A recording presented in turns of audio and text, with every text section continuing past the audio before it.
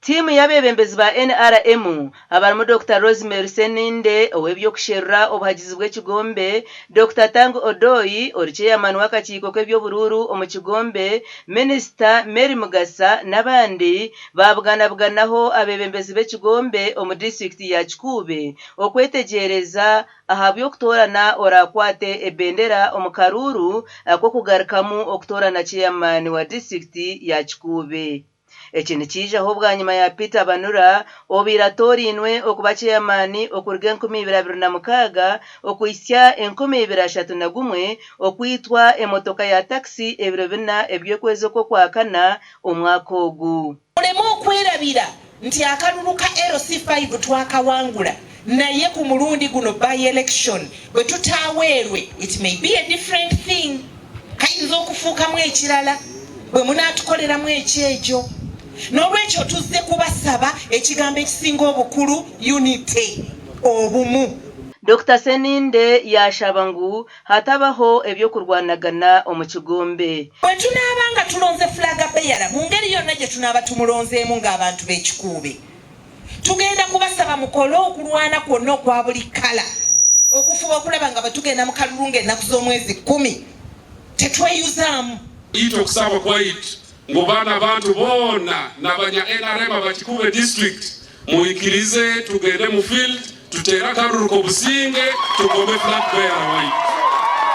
Abekulembezi babakomere, abekulembezi baliremu abantu abamu olukwe, eitaka lyabo bali batunzireho, esente zaabwe ez'emmyoga tebazibahayira abamu, n'abatyo titukwenda omwekulembezi akujja kutagetinga kunyagurura bakikuube. Bamwe omubebembezi ba NRM omu district bashaba ngu habeho okubasa kutereza enshonga ya register y'ekigombe. Osanga abakomiti bali na mu registers n'abantu ntihakoma abantu hakikumi hakyalo nakoma abantu nka 8 rundi 15. Tuleke abantu bali hansi bali bantu bagezi muno eihanga halihikire abantu bakumanya kyokora kyukusaba tukome n'obusinge obugabe mu bugarulira abantu. Leka bakandidats baitu koko abahanuza abandi babaliho bagambire tubaho obwire basobola kujja batwe manifestos zaabo. Bwanyuma y'abebembezi okwanga ekiteiso ekyokwerondamu omuntu batagire omu Karuru, Dr. Tango Odoyi yarangirira kunubaza kuhandika abarikwenda kwesimbaho okutandikana na nyenkyakare ebiro 29 okwezi kwa kana okwisya ebiro 6 okwezi kwa gatano. We are going to call for expression of interest for position of LC5 Kikuube tomorrow. Ntinyenkya bakweta abo abakwenda kwesimbaho abwentebe ya katano, and we shall give them time kandi bakwija kuheibo bwire which will end by next week. Akakwija kuba nikakangira wiki ekwija because they have to pay fees. Nti habwokuba bayina kusasura obusuru. They have to make sure that their papers are correct. Nti kandi nebipapura byabo kibiri byakimutwara nikoka bina kuba na biterekere. Going to UNEP to certify, they must go to UNEP.